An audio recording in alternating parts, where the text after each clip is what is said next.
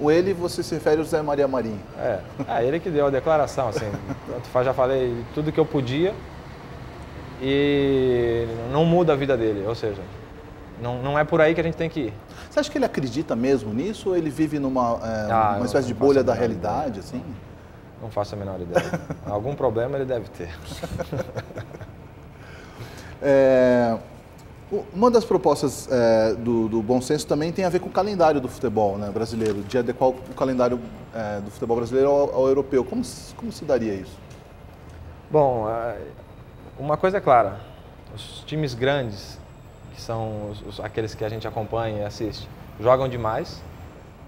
E aí a reclamação não é para que nós possamos descansar, nós atletas possamos descansar, ou possamos tirar férias, ou etc e tal. O Bom Senso ele é pró-futebol, ele não é um movimento pró-atleta, ele não é um movimento de classe. Quando a gente fala isso, a gente está falando, a gente precisa de mais tempo para treinar, a gente precisa de mais tempo para aprimorar o nosso físico, nosso mental, o nosso técnico, para poder apresentar um produto melhor. E no longo prazo, poder apresentar um futebol melhor para poder duelar contra as principais seleções que estão fazendo isso.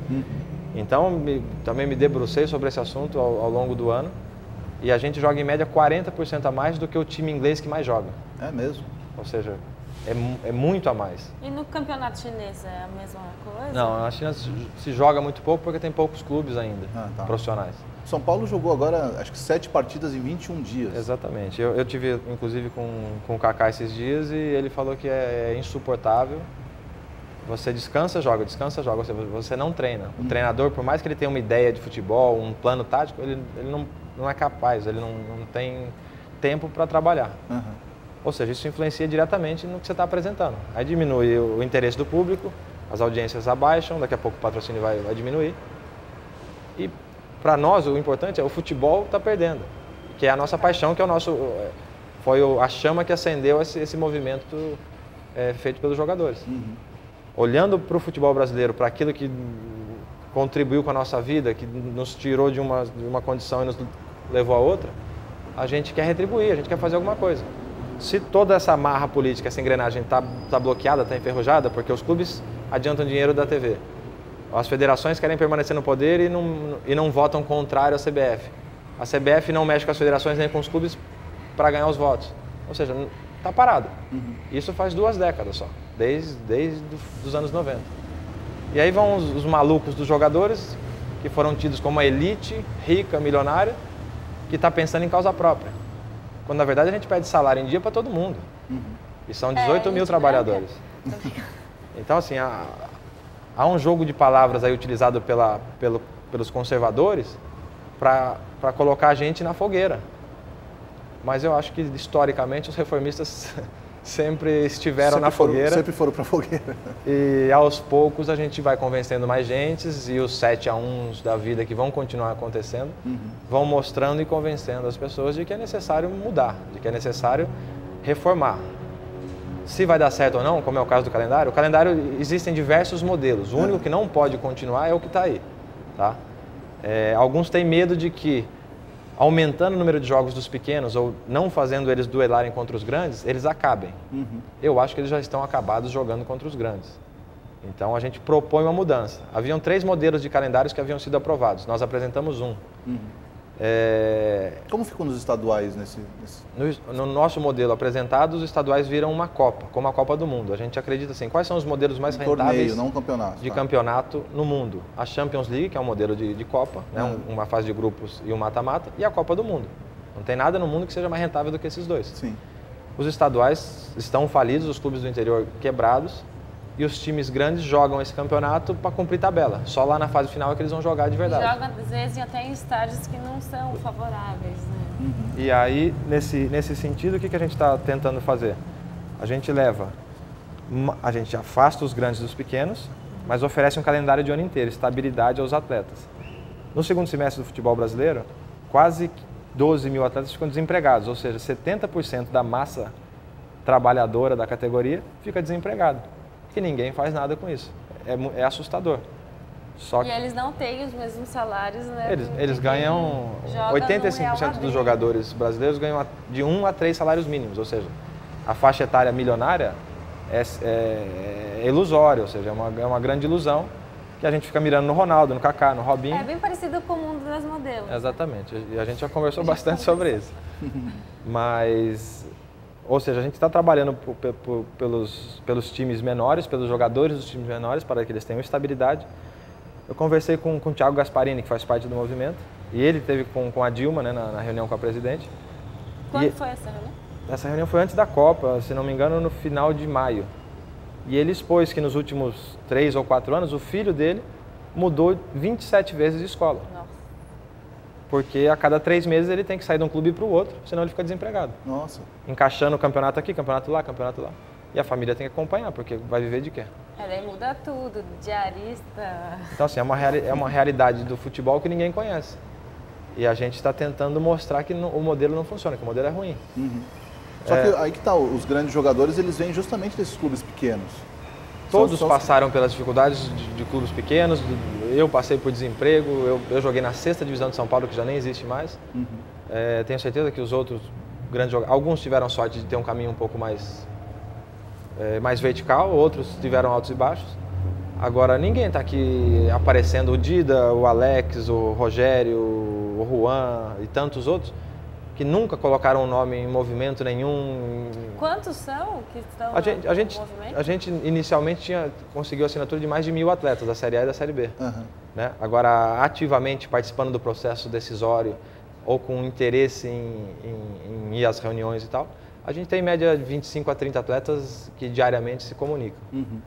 Mas, evidentemente, que a gente conversa, a gente consegue irrigar isso para dentro dos clubes e dos elencos, pedindo a opinião, pedindo ajuda, é isso mesmo que vocês querem? É por aqui que nós vamos? Uhum. Então, a gente tem um modelo interessante de hierarquia, de organização para fazer dar certo. Não é um trabalho difícil de articulação política, porque você, o Rogério Ceni, o Dida, o Alex, vocês são jogadores de carreira já consolidada. Você é o mais novo deles, mas já tem uma carreira extensa aí. Agora, para esses jogadores mais novos, que talvez não tenham tido uma formação política, uma formação escolar interessante para ter esse despertar político, mas que ao mesmo tempo são estrelas, né, e são super conhecidos no mundo, como é que vocês conversam com eles para convencê-los a se colocar mais, se posicionar mais? É super difícil para a gente, que tem um certo nome, que tem uma certa estabilidade financeira, mas é muito de cada um, do ideal de vida, do que acredita, do que passou. E cada vez mais a oposição, né, os presidentes, os diretores, têm pressionado os jogadores a não participar. Tentando mostrar que é negativo, que é ruim para a imagem, que vai dar errado, que não sei o que lá. Vai perder contrato. Vai perder contrato, também. os empresários. Ou seja, quando eu jogava no Corinthians, por exemplo, eu tinha que tentar jogar 3 vezes melhor, porque o meu telhado era muito mais de vida do que quando eu não participava desse tipo de movimento. Então, um erro meu virava um grande problema e a justificativa era sempre também, o cara não só pensa no bom senso, também o cara só faz isso. Como se você, como jornalista, não pudesse ir no cinema, não pudesse participar de um movimento social, não pudesse viajar no final de semana, sei lá, qualquer coisa. E eu, ao longo da minha carreira, o livro que eu escrevi e tudo, eu tentei demonstrar que eu sou um ser humano como outro qualquer, tenho aspirações, tenho desejos, tenho medos, insegurança, até dentro de campo. Muitas vezes a gente fica envergonhado pelo erro que cometeu. Antes mesmo de alguém na TV ter visto que a gente cometeu aquele erro. Só que o público lá fora é emoção pura e eles pouco entendem ou pouco querem saber o que está acontecendo dentro de você. Eles querem resultado, eles querem ganhar. Desculpa. Pode me passar o livro do Paulo André? Pode.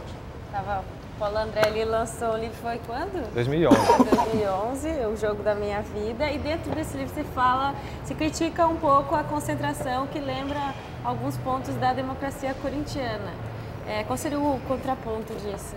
Uma ideia, uma solução? No fundo, esse é um debate interessante. Assim, na Europa, há muito tempo já não se concentra e a gente acredita que os jogadores lá são mais profissionais que os daqui. Ou seja, são mais responsáveis, eles vão no dia anterior ao jogo dormir cedo, não vão beber, não vão fazer festa e vão estar completamente capazes de fazer o melhor trabalho no dia seguinte.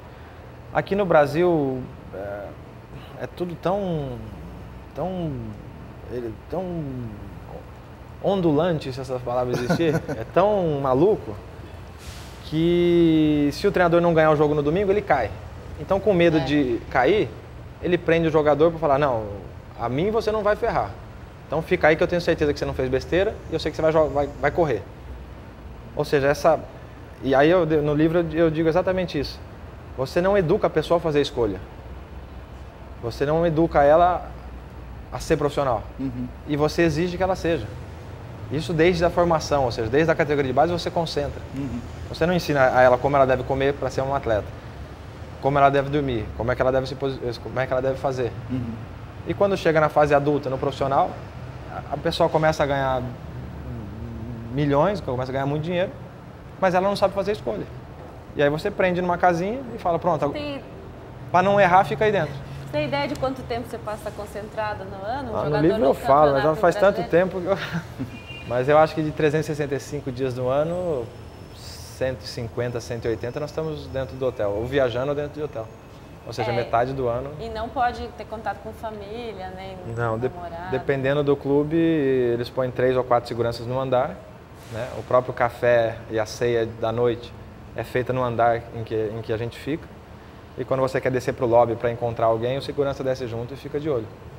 É um presídio, né? Em geral tem uma frase do Hitchcock que era, na verdade, uma brincadeira, né? Ele falava que ator é gado, né? Que ator não pode pensar, ator tem que ir lá e fazer a coisa. Você não acha que as pessoas no futebol brasileiro pensam assim em relação ao jogador também? O jogador é gado, ele tem que ficar confinado, né? Pastando ali, comendo. Aí no dia seguinte ele é solto ali, faz o seu trabalho e volta e não pode ficar falando também, não pode ter opinião, né? Não pode se colocar politicamente. É muito difícil você quebrar uma tradição tão longa, né, no futebol brasileiro como essa. Eu acho que na sociedade em geral, né, aquele que se posiciona acaba apanhando mais do que sendo elogiado. Eu comecei a me posicionar muito provavelmente pelo meu relacionamento com o Dr. Sócrates. Eu já escrevi alguns textos e tal, e certa vez eu tive que me posicionar contra a torcida corintiana jogando no Corinthians. Eu tinha medo, evidente, de publicar o texto. Mas eu sentia que eu devia fazer aquilo. Então, eu liguei para ele e ele falou, faz o seguinte, me manda por e-mail e vem para casa. Até você chegar aqui eu já li e a gente conversa. Mandei o e-mail para ele, fui para lá. Quando eu cheguei, aqui, um jeitão dele bem tranquilão, de chinelo no dedo. Ele falou, tá vendo aquela cadeira ali? Senta ali e lê o que eu escrevi. Você precisa entender uma coisa antes de publicar.